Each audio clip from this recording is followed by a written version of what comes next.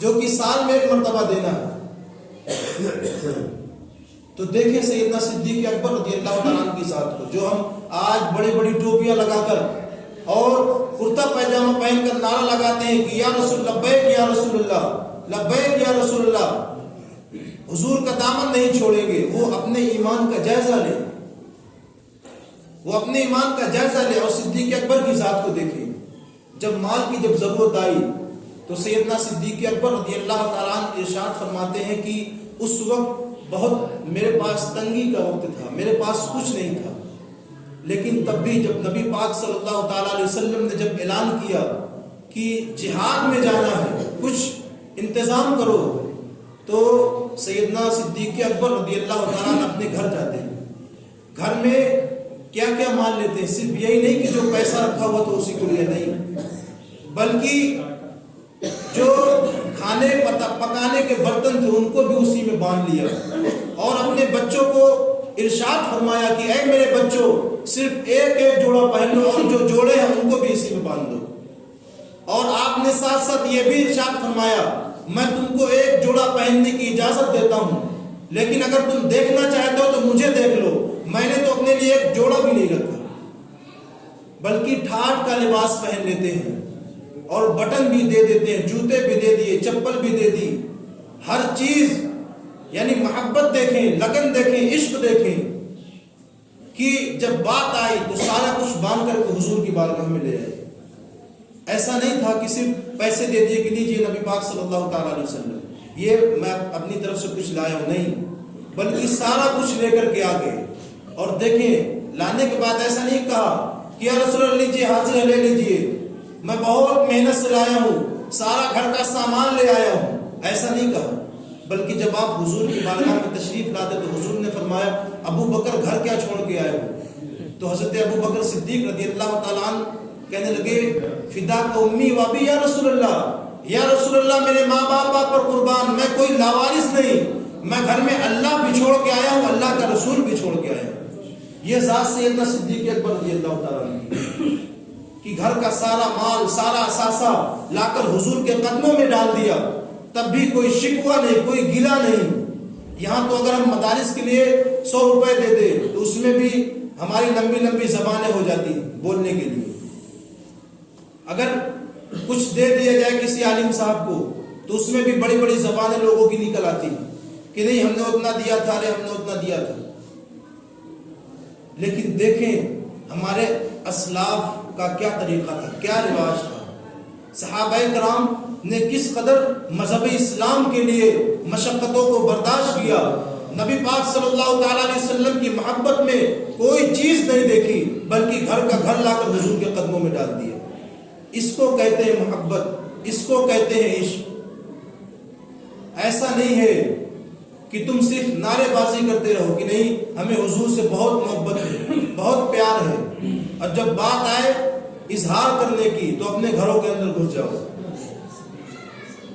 جب اظہار کرنے کی جب بات آئے تو چھپ کر کے بیٹھ جاؤ کہ کوئی ہم ہی مذہب اسلام کے لیے ہیں، کوئی سارا دن میرے ہی اوپر آ گیا ہے اور لوگ نہیں ہیں مذہب اسلام کے ماننے والے. آج ہمارا حال یہ ہو گیا ہے، ایمان سے ہم کھوکھلے ہو چکے ہیں. صرف دکھاوے کے ہمارے ڈھانچے بنے ہوئے ہیں، ان میں گوشت لگا ہوا ہے، بلکہ اندر ایمان ایک دم خالی پڑا ہوا ہے. اسی وجہ یہی وجہ ہے کہ تم جگہ جگہ دھتکارے جا رہے ہو، بھگائے جا رہے ہو، کیونکہ تمہارے اندر ایمان باقی نہیں. تمہارے اندر ایمان، حیا، شرم کوئی چیز بھی باقی نہیں. اگر سیکھنا ہے تو صحابہ کرام کی ذات سے سیکھو، صحابہ کرام کی زندگی کو پڑھو.